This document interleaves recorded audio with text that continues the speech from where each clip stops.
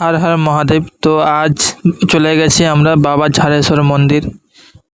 তোমাদেরকে প্রথম থেকে তাহলে বলা যাক। তো এই পোলটা আমি জানি না এই পোলটার নাম কি। তো আমার বন্ধুরা এসেছিল, তো বন্ধুদের কাছ থেকে জিজ্ঞেস করলাম যে এই পোলটা কিসে থেকে কিসে মিশেছে। তো আমার বন্ধুটা একটা বললো যে এটা শাসপুরের পোল আর এটা গারোবাগান নদীর সাথে মিশেছে।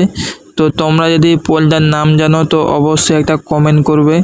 তো আমি জানি না এই পোলটার নাম কি। তো খুবই ভালো লেগেছে এই ঝর্ণাটা, আমার তো খুবই ভালো লেগেছে। তো তোমাদের যদি কেউ এসে থাকো বা জেনে থাকো নাম বা এই জায়গা থেকে কানাসোল থেকে কেউ দিকে আমাকে কেউ কমেন্ট করো, তাহলে খুবই খুশি হই যে এই নদীটার নাম জানলাম। এই সেই বাবা ঝাড়েশ্বর মন্দির। এই সোমবারে সংক্রান্তিতে জল ঢালা।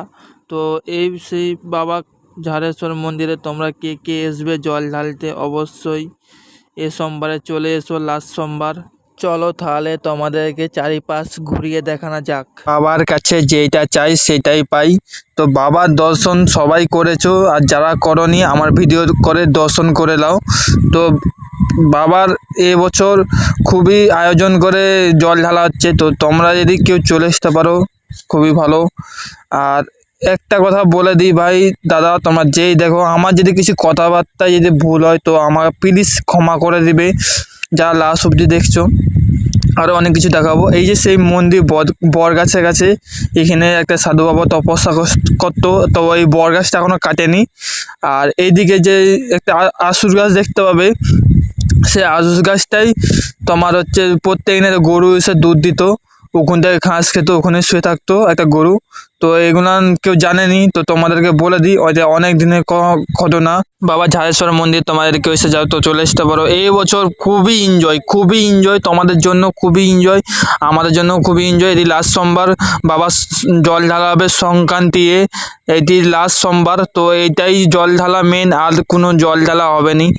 আর এই সোমবারে বা মঙ্গলবারে তোমরা যদি চলে আসতে পারো খুবই ভালো।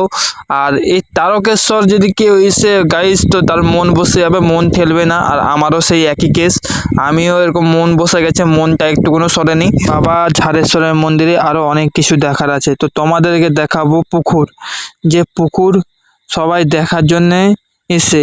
এই পুকুরটা অনেক দিনের অনেক কিছু কাহিনী আছে, তো সে পুকুরটাও তোমাদেরকে দেখাবো। আর তার আগে তোমাদেরকে কিছু বাবার মন্দির চারপাশটা তোমাদেরকে ঘুরিয়ে ঘুরিয়ে আরেকবার দেখাবো যে কি কি আছে বাবার মন্দিরের চারিপাশে। তো এই ডান দিকে বাঁ দিকে এদিকে পুকুরটা আছে, যে বাবার পুকুরটা নিয়ে কিছু কথা বলবো। আর এদিকে ডান দিকে সে বরগাছটা, সে ওই বরগাছটার নিচেই বাবা ধ্যান করতো, আর ওখানে কিছু ঋষিমুনিরা ধ্যান করতো। আর এইদিকে যে মন্দিরটা দেখতে পাচ্ছ, এই যে দুলন, মানে যেটা গাজনের পর দুলন করা হয় সেই জিনিসটা ওখানে আছে। আর দূর থেকে তোমরা লুকটা দেখো শুধু গাইস।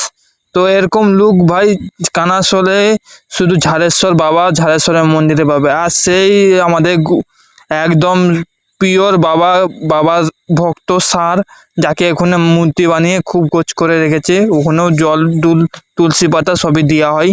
তারপর আমরা এদিকে ঘুরতে ঘুরতে চলে গেলাম গাইস। তো এই দিকে ঘুরতে ঘুরতে দেখতেই পাচ্ছ তোমরা যে গেটটা বন্ধ করা আছে। গেটটা কেন বন্ধ করা আছে না, বিকেলবেলা আমরা এসেছিলাম তো গাইস, তো বিকেলবেলা বাবার মন্দির বন্ধ থাকে, সকালবেলা আবার দর্শন করার জন্য সবাইকে খুলে দেয়। আর তোমরা শুধু দূর থেকে দেখো গাইস কেমন লুক, আর ছেলেরা এসে খেলছে। আর এই পুকুরটা নিয়ে তোমাদেরকে কিছু কথা বলছিলাম, এবারে বলছি গাইস এই পুকুরটা নিয়ে কিছু কথা।